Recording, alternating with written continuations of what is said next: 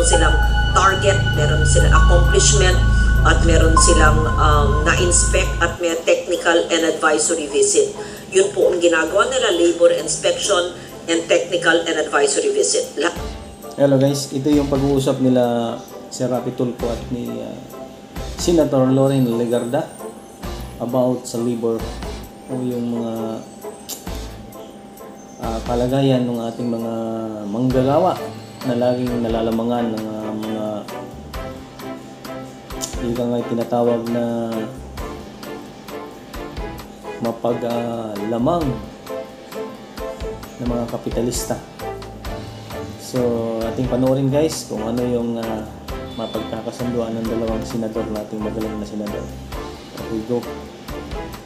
Kukuha tayo ng mga guide dito kung paano nga ba, sino nga ba ang pwede nating pagkatiwalaan na makakatulong sa ating lahat ng mga manggagawa. Okay guys, panoorin natin. Lahat po naman ay dapat sumusunod ng ating mga batas. Alam natin, ang minimum wage nga ay dapat taasan pa nga, pero hindi pa na napapatupad yun. In the meantime, all they can do and what they're doing is inspection and technical and advisory visits. At meron po silang, mahaba po ito, can give you a copy of the targets per region and their accomplishments per region. Kahanga-hanga po yan, Mr. President, Madam Sponsor, yung sinasabi niyo may target sila. Pero ang tanong ko dun sa target nila, meron na upang nasampulan para naman madala at it will serve as warning to some people there na hindi talaga nabibigyan ng minimum wage. Ito po, ibig sabihin ito mga employer. Meron na upang nakulong at pwede upang makita yung numero ng mga nakulong o nakasuhan man lang. Meron po silang mga nakita na hindi nagko-comply, so mag-i-issue po sila ng compliance order. Admittedly, walang nakukulong. Dapat po may Wala pa. Dapat po. Ayon po sa kanila, no? Dapat may makulong. Dahil kapag walang nakulong na mga employer, dapat may makulong na taga-dole. Dahil hindi lang ginagawa ka ng Dapat, kasi yung mga dole guys, ito may kukomment ko dito sa video nito. Ating bigyan ng reaction tong video na ito. So, pag-uusap sa Senado. Kasi itong mga taga-dole, talagang halos lahat yan. Sabihin na natin sa 10, 8 dyan ang tiwali dyan o talagang yung pinakamasama na nasasabihin na salita ay ilapat mo sa kanila. Bakit? Ang mga taga-dole, mga alaga yan ng mga ng mga kapitalista. Kahit doon sa Laguna, nung ako'y nagtatrabaho pa doon, may nireklamo lalo itong mga Taiwanese na ang misis ko noon ay sewer, yung panamananahi ng mga bra sa Ebon. Nireklamo nila yung ang kanilang employer dahil nga hindi nagpapasahod ng maayos. Then kung magmando yan sa mga Pilipina doon sa pabrika, ang tingin sa iyo daig pang aso.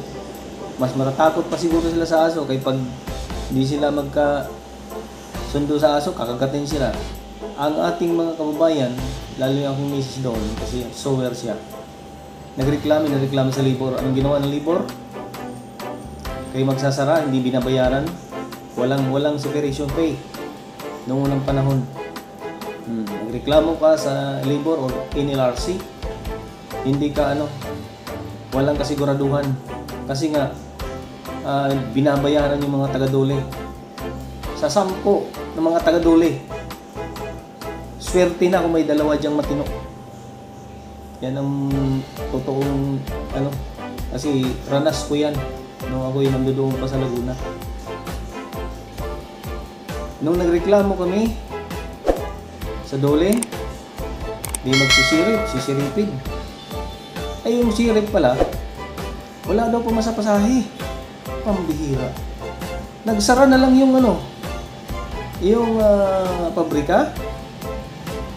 Lahat ng mga gamit doon sa pabrika na dapat makumpiska yun na para ibayad doon sa mga tauhan na hindi nila pinasweldo, hindi nila binayaran ng separation pay na dapat may bayad yun, wala na, nailabas na doon sa pabrika. Bakit? Anong katuwiran ng taga-Dole, ng sheriff? Wala daw silang pamasahe. Ang gusto pa, bigyan namin ng pamasahe para matupad yung kanilang trabaho. Pagpunta namin doon, atik-atik yung naman yan. Alam ko naman, nare-detect ko na delaying tactic yung ginagawa ng Dole. Ang dami yung mga pasakasakali. Yun naman pala, hinihintay lang na maubos yung yung mga produkto doon or yung mga machine na dapat makumpiska para pagdating nila doon, wala na. Bayad na eh. So, ganyan ang nangyayari. Kaya ang tinatanong ngayon ni Sir Rapi Tulfo kay Loren Legarda, kasi siya man ang mamahala ng mga panahon na yun, kung may nakukulong na. At ang sabi ni Loren Legarda, wala pang nakukulong. Yan ang problema ngayon dyan. So, ituloy natin guys. Kala ko ba ay tutulong sa budget? Tutulong sa budget. Pero it doesn't mean na tutulong sa budget tapos maging tamad na sila. Hindi naman po. I'll give them the budget that they To be fair ask, to they them. require. Yes. I'll give it to them full support. Pero kapalit yan, gawin yung trabaho nila para sa mga baliktad ng kababayan. Opo. Sinabi ko po, ang kanilang ginagawa ay visits and compliance visits, nagbibigay ng abiso. Walang kwenta yung visit na yan. Doon nga sa pag-visit na yan, ng mga taga-Dole na yan, doon nilalagyan yung mga litsi na yan. Doon yan nilalagyan ng mga may-ari na yan. Bago yan pumunta roon o papasukin yan sa company, lahat ng mga empleyado, kinakausap na yan ng mga manager doon, mga supervisor, na walang magsasalita. At siyempre, entertain. Sino mag-entertain ng taga-Dole? Di yung manager o yung may-ari o di lutong barangay, lutong Macau ang kalalabasan yung visit na yan. Sabi nga nila, may mga hindi nagko-comply, so may compliance order na yung ginagawa, but they were very... Kaya ang kabulukan dyan sa Dole at saka mga kapitalista ay nananatili ng matagal na panahon. Kaya marami nag-i-pay para dyan, para makipaglaban yung KMU. Sila ang nagkikipag dyan, tumutulong. Pero din kayo dyan sa KMU kasi lumapit din ako dati dyan. Kurimaw din yan mga yan. Talib na tutulong, ikaw naman gagamitin ka naman nila para i-frontline ka nila. Pero wag ka, pera din ang hangad nila. Nasubo ko yung lahat. Kaya alam ko yung mga sinasabi nito mga ito. Very honest to say, sa kaalaman nila, wala pa nakukulong. Wala pa nakulong. Kaya na po sana, pwede ho ba ako mag-request sa sana po may makulong para may sampulan. So yung mga pong mga sabi niya mo, Madam President, Madam Sponsor, na call attention na pwede bang bigyan niyo ako ng kopya para ako na po magpa-follow up to make sure na talaga magtutuluyan yung mga kumpanya yun at makasuhan. Kasi hanggat wala po nakakasuhan, ang tingin nila sa batas natin is bungal. Kumbaga, walang ngipin. So dapat lagi natin ngipin ang batas. At ako po ang pwede start natin guys. Matagal ng bungal, hindi lang bungal. Baka na yan, wala na ipin. Hindi bungal kasi pag sinabing bungal, isa lang tanggal o dalawa, tatlo. Wala talaga. Wala ipin. Sa madaling salita, wala silbi. Bakit? Dahil sa mga senador ng mga yan. Sino bang pinakamatagal na senador dyan? Loren Legarda. At saka yung butiting senador. Yung siging tulog, natutulog lang pag sa session. Yun yung mga matagal na dyan. Mga alaga yan ng mga kapitalista. Tanging ngayon lamang si Rapi Tulfo ang lumalaban dyan. At yung isa naman, si Idol Robin Padilla, medyo kumakadyot-kadyot. Pero yung lahat ng yan, lahat ng mga senador halos, wala yan. Matagal na yung mga senador na dyan. Nanggumis na ng alihan. Diyan na tumatanda. May nagawa, wala nang nagagawa. Ang nagagawa niyan, yung matulong, mag-upo lang mag-upo. Oo naman, pag pupunta ka naman, dadami yung kalaban mo. Samantalang sasangayon ka lang sa agos ng tubig, eh, magkakapira ka pa. Kaya hindi ganyan ang prinsipyo ni Idol Rapi Tulfo at yung ilan ng mga senador. Pero itong mga nakikita ko yung mga tumanda na ng mga senador dyan, yung Pangilinan, isa pa itong si Trillanes, isa pa yung Pagulo lang sa Pilipinas. Yung mga yan, yung mga lahi na yan. Ngayon lamang ako nakakita ng senador na katulad ng Rapi Tulfo. Ngayon, kung sisiraan niyo yung Rapi Tulfo, hindi niyo masisira yun. Dahil yan, kung si Pangulong Duterte ay nagmumura, isa lang siya nagmumura, pero ito marami itong minumura. Si Idol Rapi Tulfo. Yun nga lang, wala itong pinatay. Sige. Panood natin, pasensya na kayo guys kasi sa ganitong klaseng usapin. Kumbaga, yung kasabihan, I know that I know. Dahil naranasan ko na yan. Paging magsilbing ngipin, okay lang po sa akin sa lahat. Basta I'll make sure na yung batas ay ma-implement. At that's the reason, to be honest with you, Mr. President, Madam Sponsor, that's the promise I made to the mga manggagawa during the election na pagdating ko po dito sa Senado, sila po ay magkakaroon ng boses, lalo na po yung mga palaging naapi ng mga manggagawa at hindi nabibigyan tamang mga sweldo at benepisyo. I'll be the voice for them. Okay. And I'm just doing what I promised them. Bibigay ko po sa inyo ang matrix po nila ng minimum wage, rate of compliance to the minimum wage. January to September of 2023 ang kanilang inspected establishments at ang compliance rate ayon dito sa datos ay 93.50. Ang ating talagang it is our desire that everyone will comply with this. Maliit na nga yung minimum wage ay kailangan mag-comply lahat. Kulang na nga po kung tutusin tama. Kulang na kulang, yes. Kaya, in fact, I made a suggestion last year. Mukhang mabilis mag-o yung mga taga-dole, pero hindi naman ginagawa. Suggestion ko lang to. Kasi noon, kapag nag-hiking yung mga kilusang Mayo, Kinyo, pinaglalaban, 175 ba to? 175 across the board. Dagdag sahod. Magbababad yan sa init at ulan. Magkano ang aprobahan? Dole? 5 piso. Di ganyan. Ganyan. Nang mahabang panahon. Panahon ni Gloria, Nonoy Aquino. Mga ano yan eh. Antay-por yung mga yan. Hirap. Dumali pa si Hirap. Wala raw ano. Walang kamag-anak. Siya pa lang ang nag-go dito. Pambihira talaga ang mundong ito. So, sige, tuloy natin guys. Pasensya na talaga. In my humble opinion, it will be better kung magpaskil po sa lahat ng establishmento, especially sa mga factory, sa mga security agency, sinasabi doon na ito yung minimum wage para sa lugar na ito at ito yung mga karapatan ng mga manggagawa at kapag hindi nasunod ito, meron hotline na pwede yung tawagan. At syempre dapat yung hotline na yun, may sumasagot doon. Eh wala pa rin pong gumagawa ng gano'n. Ginagawa po nila, ayon po sa DOLE ay nagpapaskil po sila ng hard copy. Yung hard copy sana yung parang ano ba, karatula na yun na po, hard copy na poster sa mga establishments. Yes. Not only minimum wage but also Yung overtime nila. pay, holiday pay, Exactly. and other At benefits. sa baba noon, may nakalagay na hotline na pwedeng tawagin. Yes, meron po yun.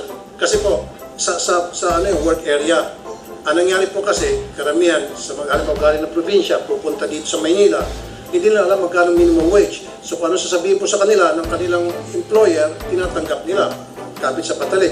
Pero kung meron pong karatula doon, ay, ito pala yung minimum wage sa Maynila, ito pala yung mga karapatan ko, dapat pala overtime, bayaran, night differential, dapat bayaran, etc. So, hindi na susunod. O, kailangan pala, may pay slip. Eh, hindi na susunod yung, hindi na bibigyan mga karapatan ko yan. Then, nandun yung cellphone na. Talaga guys, ano, ang mga manggagawa at sa kapitalista, aminin mo natin hindi. Talagang tayo dihado. Dihadong-dihado tayo dyan. Bakit? Sa interview pa lang. Sasabihin na to, interview, taga saan ka? Taga galing. Anong pinagtapos mo? Ilang kayong kamag-anak doon, ng mga pamilya? Bakit ka ba papasok dito? Ano bang... Bakit ka... kapag tinanggap pa kita, ano ba ang inaasahan ng company sa'yo? Ganito ganyan. Sige, pasikat ka naman ngayon, mag-a-apply. Ang kauli-ulihan, magkano mo ang gusto mong sweldo? Or ang sasabihin niya, ganito ang sweldo, okay ba ito sa'yo? O kung hindi minimum ang sweldo na sasabihin sa'yo, kukontra ka ba naman, kailangan mong trabaho? O di tanggal ka agad, hindi ka na agad tatanggapin nila pag alam nila na kukontra ka. Hindi ka tatanggapin yan. So, ang mangyayari, wala ka talagang magagawa. Talagang uho ka lang ng uho doon kasi kailangan ka ng pera kailangan trabaho. Talagang nalalamangan talaga tayo. So, ang batas sana dyan ng Pilipinas, dapat, sabi ni Idol Rapi Tulfo, ay pangil dapat.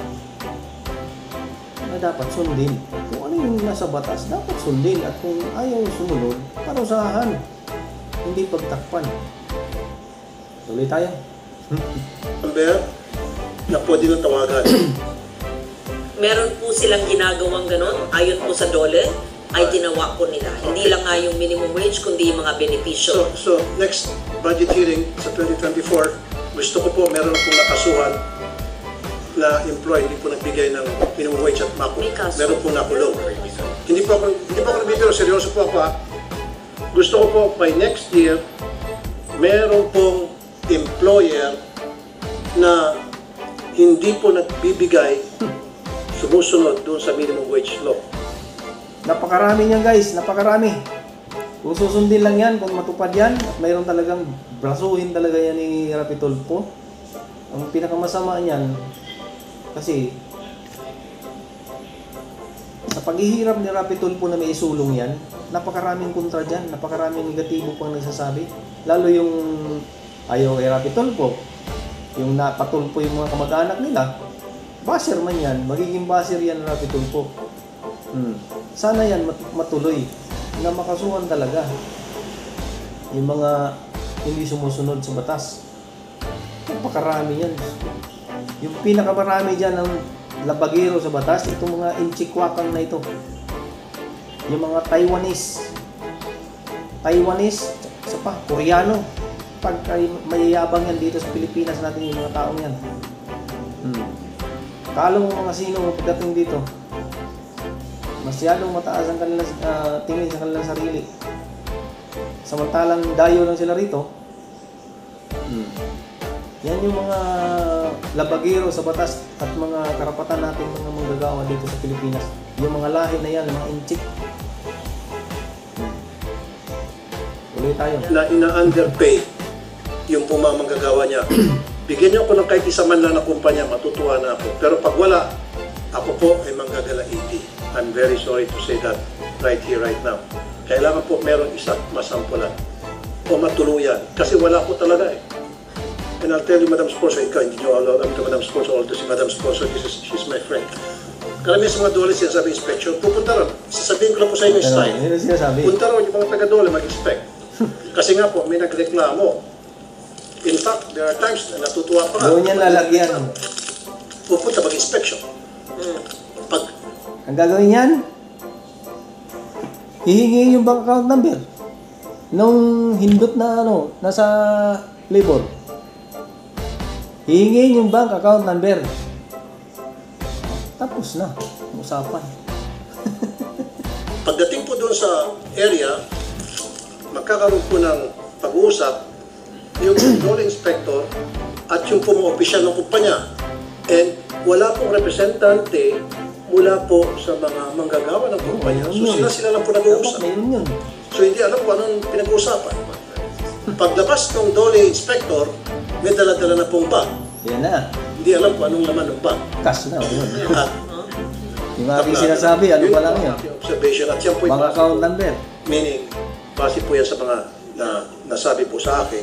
So ang aking po observation, mukhang hindi po seryoso. Nasagap niya Idol Rafi doon, cash. Dole para masolve yung problema ng mga gagawa. Again, Talaga tatanggalin. promise. Cash food na. Susuportan ko po ang inyong pong budget. In fact, mamaya ng NLRC, meron po akong DBM na big support. Andito ba yung yung DBM? DBM? Present ba DBM? Meron ba DBM? Tumago ng DBM? Wala ang DBM? Akala ko. Okay. Anyway, mapaparoon naman ito ng DBM. Okay. So, okay na po ba yun? Yung akin pong sinasabi sa inyo? Kasi for so many years, Mr. President and Madam Sponsor, for so many years, I've been a broadcaster for 20 years. Okay. Walang mintis po yan.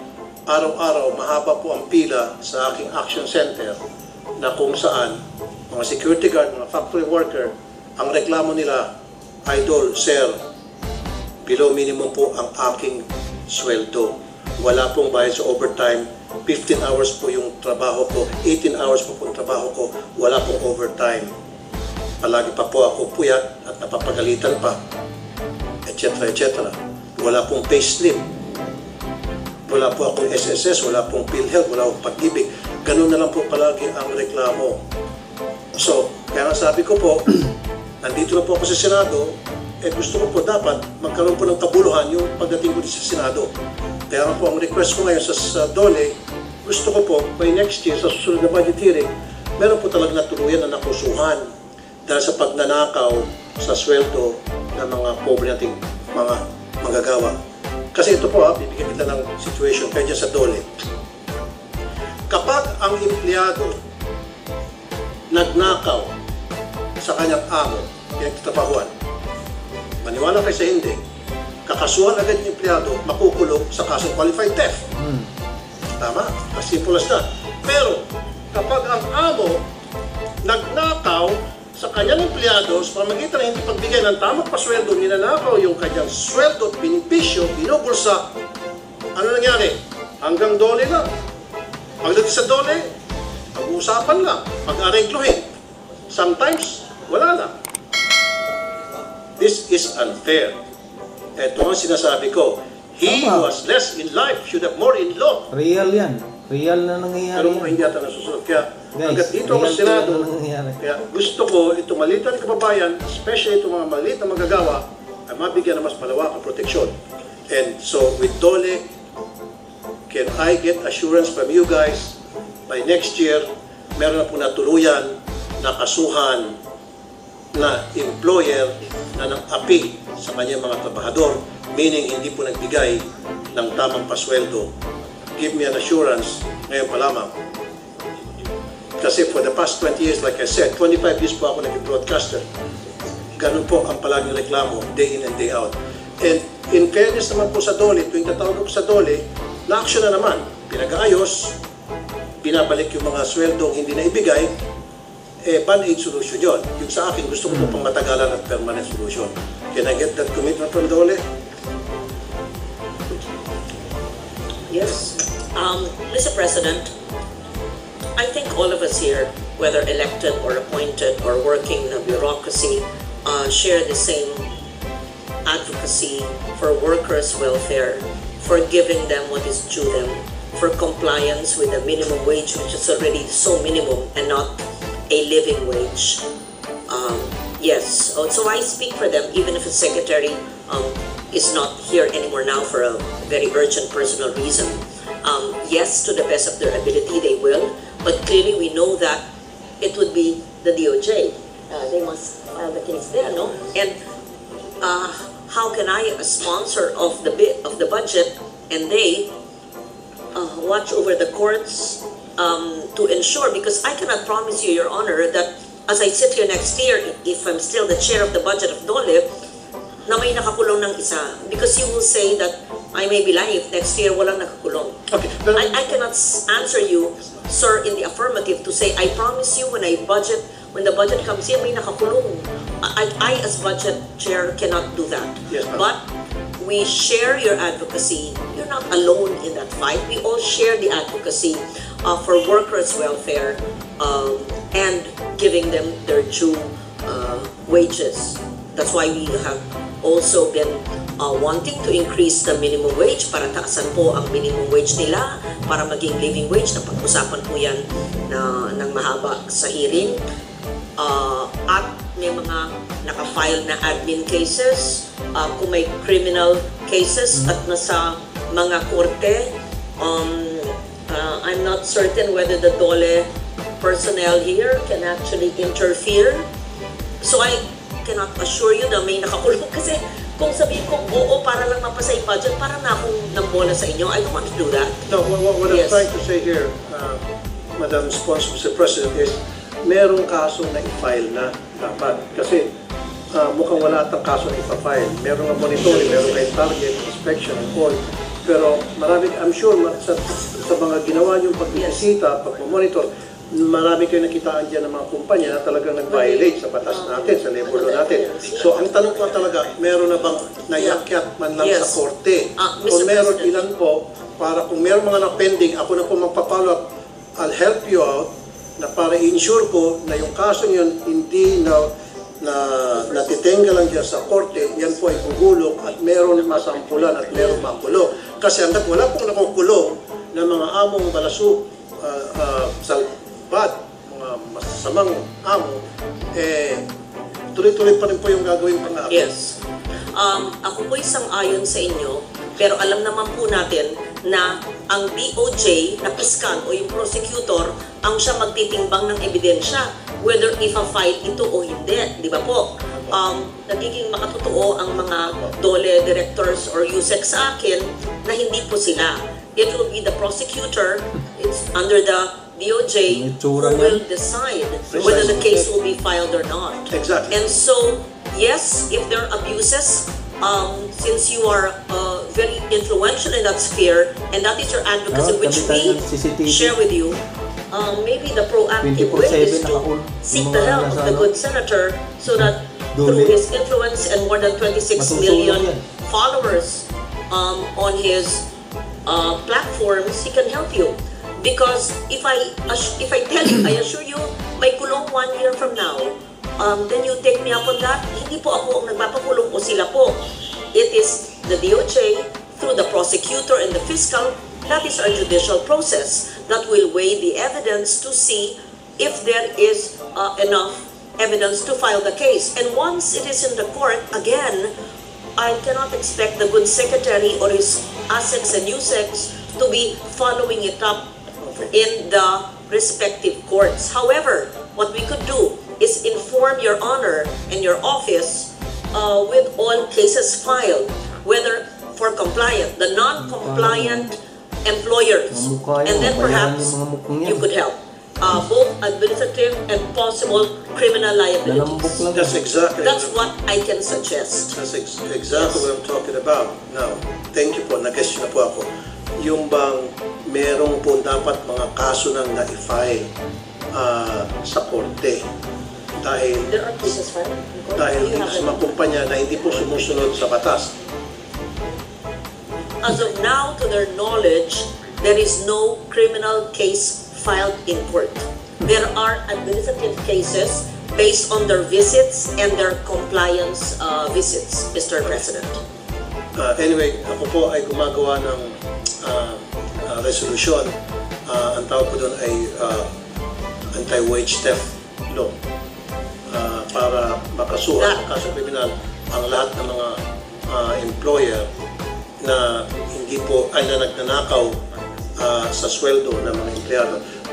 But alam naman natin yan, Madam Sponsor, na it will take some time bago yan ay ma-hear hanggang sa may pasa kung may paksa. Pero for the meantime, mayroon naman talaga tayong batas na dapat implement labor law na nagsasabing ibigay na rapat, which is the minimum wage. Yes. So gusto ko po, sana may file na kaso by next year at gusto kong makita yung may file na kaso para ako na po magpa-follow up upang masiguro na talagang gugulong ng kaso na i-file. Yun lang po yung point. Yes. The DOLE, insofar as their role will be the witnesses, Mr. President. Again, I reiterate that the proper process through the DOJ would be for the fiscal or the prosecutor to assess the evidence and to file the case, and the DOLE will be a witness. What we can do is to give you all the cases, administrative in nature, that are non-compliant. And then we see how it can be developed into a criminal case, right? But depending again on the prosecutor who will weigh the evidence and decide whether a case will be filed. And once filed, we will see in which court it will raffled off, right? And that's a long process. I know. If Your Honor and your office and regional offices nationwide and with your vast influence can help, we would be very happy. Ulitin ko po, kaisa po niyo ako sa inyong advokasya para bigyan ng hustisya at karampatang benepisyo ang ating manggagawa. As I said many times today, they're the engine of our socio-economic development. So we must protect them.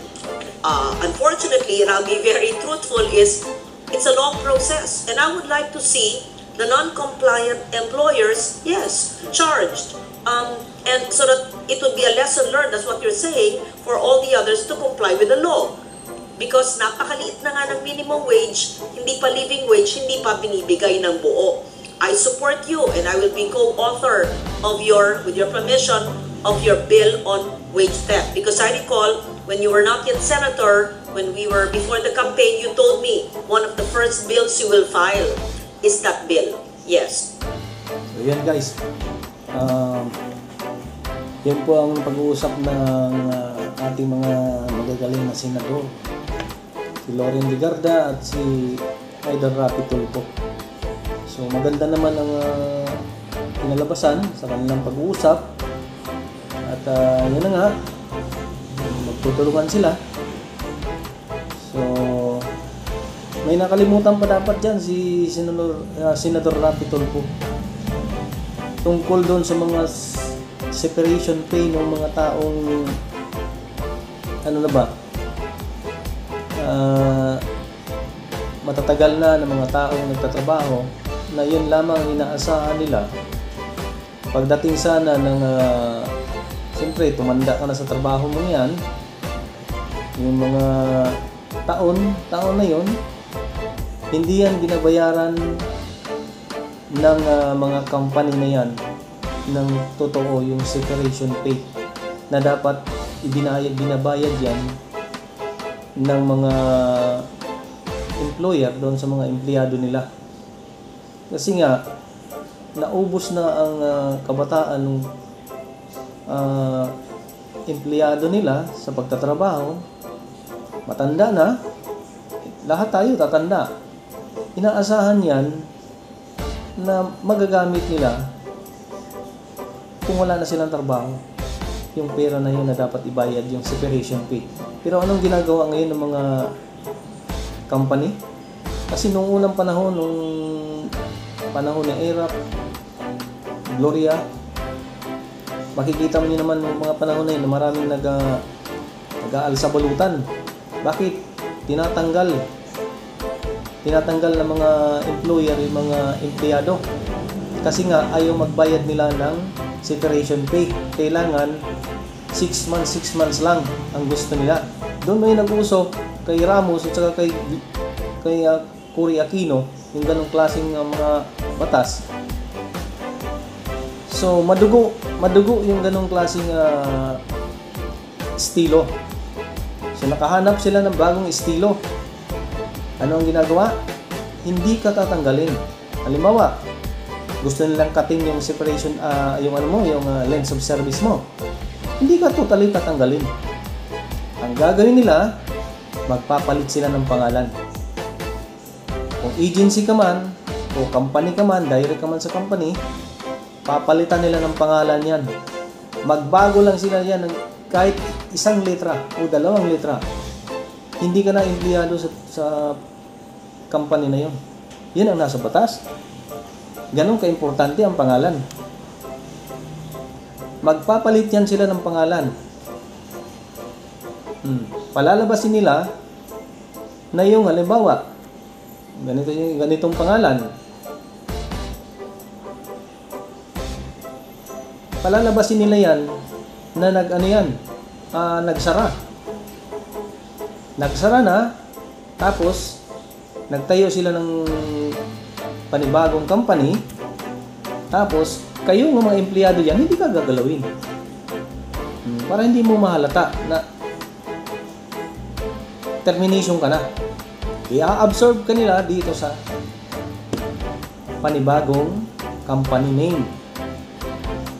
Na ang buong akala mo naman, hindi ka ginagalaw, tuloy-tuloy ang length of service mo.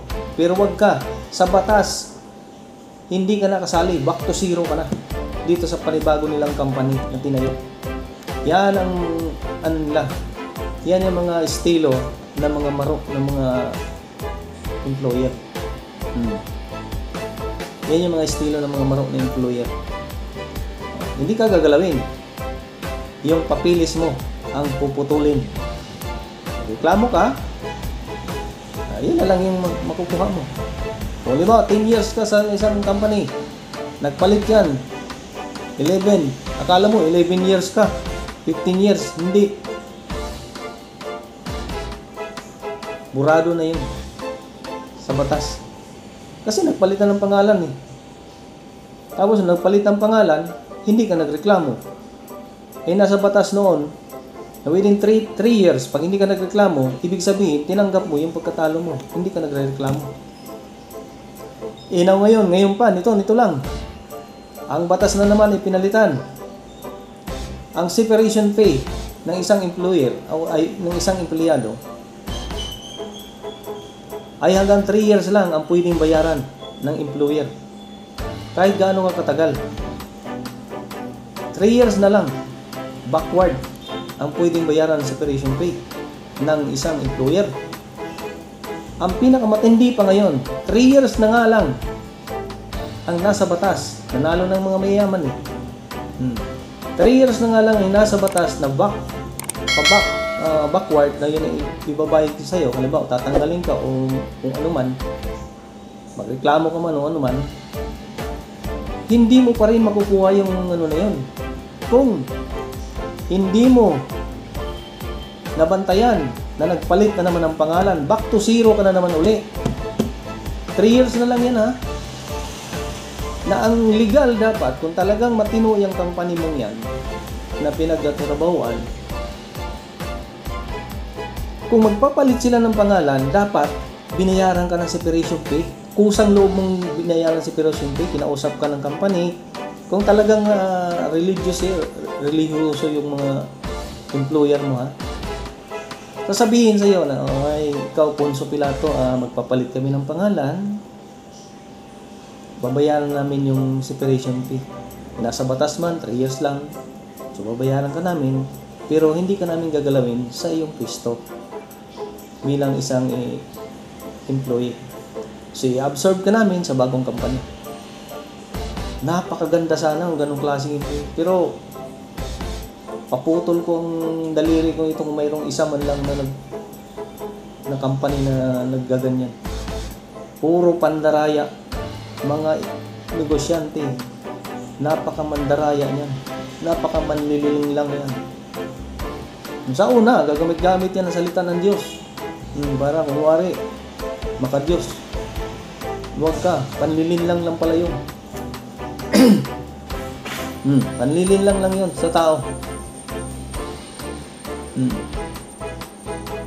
Kunyari, naka-Diyos o ano man, mabait si Busing. Pero hindi ka. Nag-iiba ang prinsipyo ng isang tao pag marami ng pera. Sulsulan pa ng mga admin, ng mga new fight, yung mga bagong graduate na admin, nag-aaral ng mga administrasyon. Yan sa mga mamahala dyan sa company, pasikat din yan sila eh. Magpapasikat talaga sa company yan. Kung ano yung pag-aralan nila, yung pinag-aralan niya, parang lamang naman sa kapwa-tao yan eh. Hindi kailanman magkasama yung employer at saka employee. Magkaiba ang prinsipyo niyan. Kasi ang employee ay kita, kasiguruhan, kita na sapat sa pangangailangan ng pamilya mo. Ang employer, iba ang prinsipyo niyan. Principal. Kailangan tumubo ang pera niya. Ikaw, benepisyo ang hinahanap mo. Kasiguruhan sa pamilya mo. Kasiguruhan sa trabaho. Para pag tumanda ka, mayroon ka malang makukuha. Kasi di mo pabalik ang panahon. Lilipas ang panahon. Yung kabataan mo, hindi na pabalik yun. So kaya nga may batas na dapat may separation pay. Pero hindi natutupad yun. Ilan lang gumagawa niyan. Nakusang loob, ito, babayaran kita, Ponso Pilato. Dahil sa maganda mong performance ng trabaho, papalit kami ng pangalan, i-absorb ka namin. Walang ganon. Ngayon, pandaraya, wala naman daw wala naman daw nagbabago. Hindi naman kayo tinanggal. Itong mga manggagawa naman ng mga pulpol, hindi alam ang batas, okay lang. Okay lang sa kanila.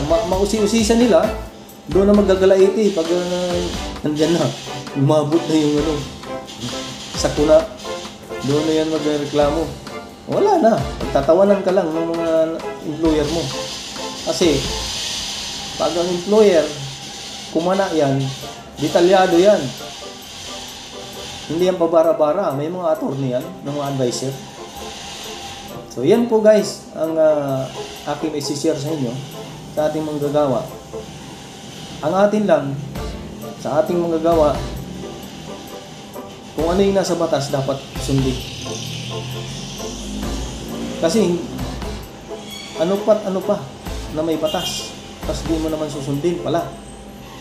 Ano yan? Palamuti. Kaya may separation pay.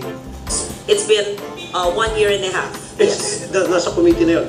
Yes. And Kaya tayo naghahabol ng mga nanging empleyado ng separation pay. Kasi nasa batas yan. Kasi kung wala yan sa batas, ba't po maghahabol tayo? Asahan lang natin, pasakurin tayo. Tapos na. Limot-limot na tayo. Kaso lang, nasa batas eh. Ginawa-gawa nilang batas. Ano pala yan? Pa-itching-itching lang. Atik-atik lang. Kailangan sundin natin ang batas. Kasi may batas. Kasi kung walang batas ng ganyan, ay wala tayong ngal-ngal dyan. Talo tayo niyan, baka tayo masalvage pa dyan. Di ba? Kasi nga, nasa batas. Kailangan natin sumunod kung ano yung nasa batas. Yun yung punto ko. So, dahil yan kay Rapi Tulfo, ngayon lang, medyo maganda-ganda ang na mayroon tayong boses sa Senado. Pero nung unang mga panahon ni Ramos, Cory Aquino, dagdagan pa rin kalbong Pinoy, pati Gloria. So, wala kwenta yung mga presidente na yan. Nagkaroon na lang kwenta nung dumating si Duterte. Ngayon, Bongbong Marcos, yun ko lang. Pero kung mayroong kay kandidato si Rapi Tulfo ako o Sara Duterte, wala nang iba pa. Last dance na yan yung mga Marcos na yan. Pag nasira pa sila ngayon dito sa kanilang sa taong bayan, wala na. Para sa akin, wala nang last chance. So yun na muna guys, na kung saan saan na napupunta, yun na muna aking i-share sa video ito. So sana po ay kahit kaunti lang may natutunan kayo. Kasi yung mga sinasabi ko ngayon guys sa video ito ay ranas ko yan personally. Ano aking nangyayari, halos magti-30 years na ako nangyayari, kaya hindi na ako pwedeng paglalakuan ng mga ganyang klaseng mga estilo ng mga kaya ako pinanganak kahapon lang. Kaya alam ko yan. So yan guys, yun na muna. Bye bye and God bless, and to God be the glory. Babu.